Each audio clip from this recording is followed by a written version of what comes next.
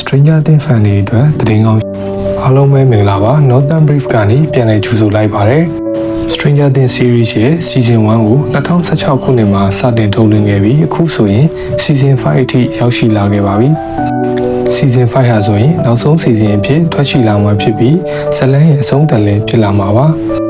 Season 5ကို2023ခုနှစ်မှာစတင်ရိုက်ကူးခဲ့တာဖြစ်ပေမဲ့ရုပ်ရှင်သရုပ်ဆောင်များအလုပ်သမားတပိတ်ကြောင့်ရိုက်ကူးမှုကိုယာယီရပ်ဆိုင်းခဲ့ရပြီး2024ခုနှစ်မှာသာပြန်လည်ရိုက်ကူးခဲ့ရပါတယ်။ဇလန်နဲ့ငယ်ပြန်လို့ရရင် Season 4ရဲ့အဆုံးသတ်မှာ Hawkeye မြို့ကို Wagner ရဲ့ Upside Down ကဘာကစတင်ကျူးကျော်ဝင်ရောက်လာပါပြီ။ဒီကျူးကျော်မှုကို11တို့တငယ်ချင်းတို့တစ်တိုင်းဘယ်လိုကာကွယ်မလဲဆိုတာကြည့်ရမှာပါ။အဓိကဆက်ဆောင်တွေဖြစ်တဲ့11 Mike Will Dustin Hopper နဲ့ Joyce တို့အားလုံးပြန်လည်ပါဝင်လာမှာပါအသစ်ပါဝင်လာမယ့်တရုတ်ဆောင်တွေနဲ့ Linda Hamilton ကပါဝင်လာမှာပါ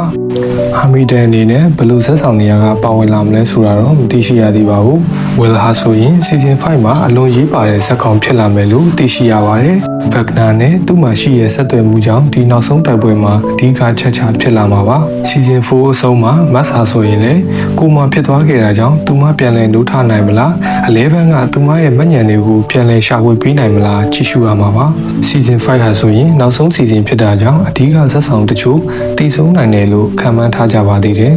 Stranger Things Season 5ဟာဆိုရင်ကျွန်တော်တို့ချစ်ရတဲ့ဇာတ်ကောင်တွေရဲ့ခရီးကိုအပြီးသတ်ပြီးမဲ့ season လေးဖြစ်ပါတယ် Stranger Things Season 5ကို volume 3ခုခွဲပြီးတင်ဆက်သွားမယ်လို့သိရပါတယ် volume 1မှာ episode 4ပိုင်း volume 2မှာ episode 3ပိုင်းနဲ့ volume 3ကိုတော့ final ဆိုပြီးတော့တစ်ပိုင်းနဲ့ထုတ်လွှင့်မှာဖြစ်ပြီးအချိန်2နာရီခန့်ကြာမြင့်မှာဖြစ်ပြီးတော့ Netflix ဘက်က volume 3 final ဆိုစီရာကိုတော့ရုံတင်ပြသသွားမယ်လို့သိရှိရပါတယ် Stranger Things fan တွေအတွက်သတင်းကောင်းပဲဖြစ်ပါတယ်ထုတ်လွှင့်မဲ့ရက်နဲ့ run time များကိုလည်းဖော်ပြပေးထားပါမယ်။နိုင်ငံအလိုက်အနေငယ်တော့ကွာခြားနိုင်ပါတယ်။ Season 5ရဲ့ volume 1ဆိုရင်နိုဝင်ဘာလထဲမှာထွက်ရှိလာမှာဖြစ်ပြီးတော့